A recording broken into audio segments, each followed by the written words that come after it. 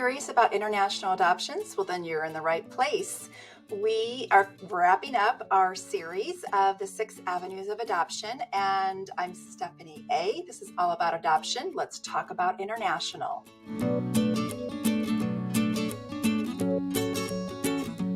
So international adoptions is typically when a family is adopting a child from another country.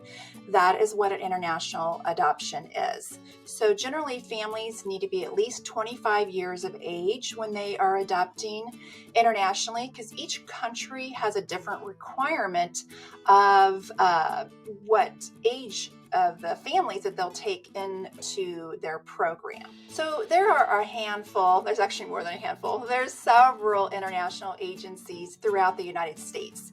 So what you're going to need is you're going to need a local agency who is licensed in your state to do your international homesteading. So you're going to need to look for an agency that is Hague accredited and able to do international homesteading, and then you're able to take that homesteading and work with whatever international agency that you're wanting to work with.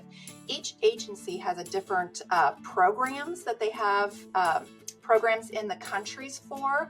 So generally what you'll do is you'll decide on a country and then you'll look for the agency that has that country. Sometimes families will start with an agency that they want to work with, and then they'll look at what countries they have available. So generally it goes both ways on which way a family approaches international adoptions, but just know that you don't have to have an agency licensed in your state to do international adoptions. You can work with an agency anywhere in the United States as long as you have a licensed Hague accredited agency to do the homesteading portion of that. So like I said, you can be pretty much anywhere in the United States and work with international agency anywhere.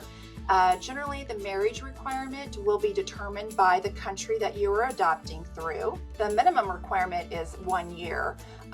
Some countries it has to be 3 years, some countries 5 years, some countries it determined whether you've been previously married to how long this marriage needs to be in length. So those are some things that you'll want to look at, particularly if you've been divorced in the past. Financial stability. This varies from the country and the agency, the international agency you're working with. They will have their requirements on what your income needs to be per family member in your home. Medical history. This does vary from country to country.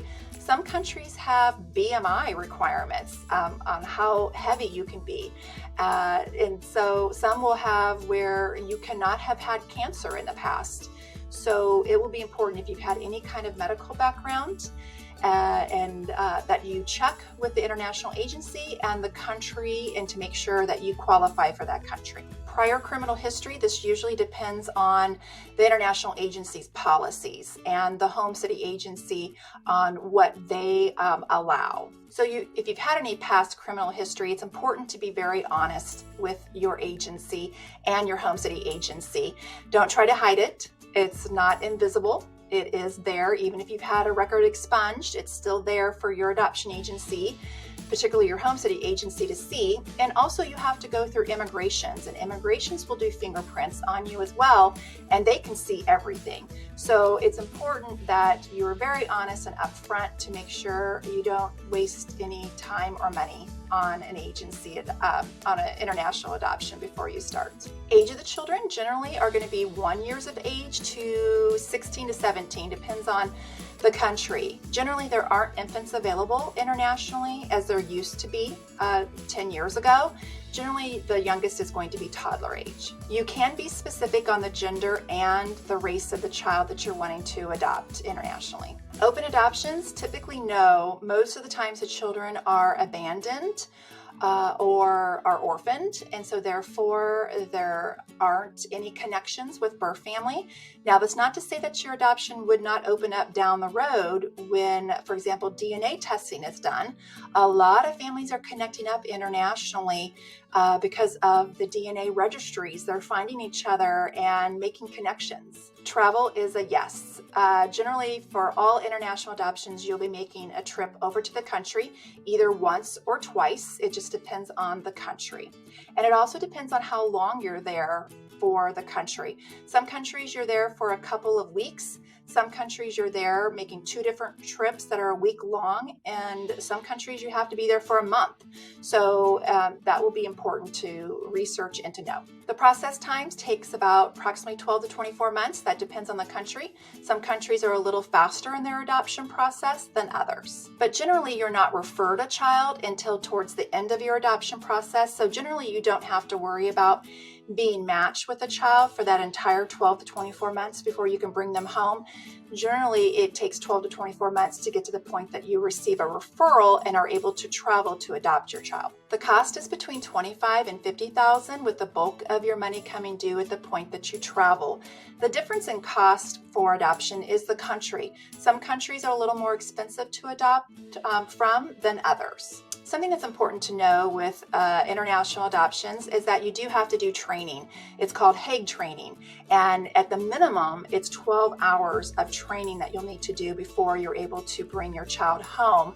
And some agencies have additional requirements on that are specific to your adoption process. So just know that education is really valued and important in an international adoption. Another thing that's important to know is that regardless of what country you adopt through, the international adoption is going to be falling underneath what's called the Hague. The Hague is basically a licensing entity over international adoptions. So like for a domestic adoption, you have your state that licenses an agency. There wasn't really any regulatory board over international until the Hague Convention was adopted and ratified and put into place. And so basically it's an overarching view to make sure that adoptions are done ethically and in the best interest of children. So that wraps up our series of the 6 avenues of adoption. We have a link to the other 5 videos that we did in this series. So please always reach out with questions. I'm happy to answer them. Until next week, bye.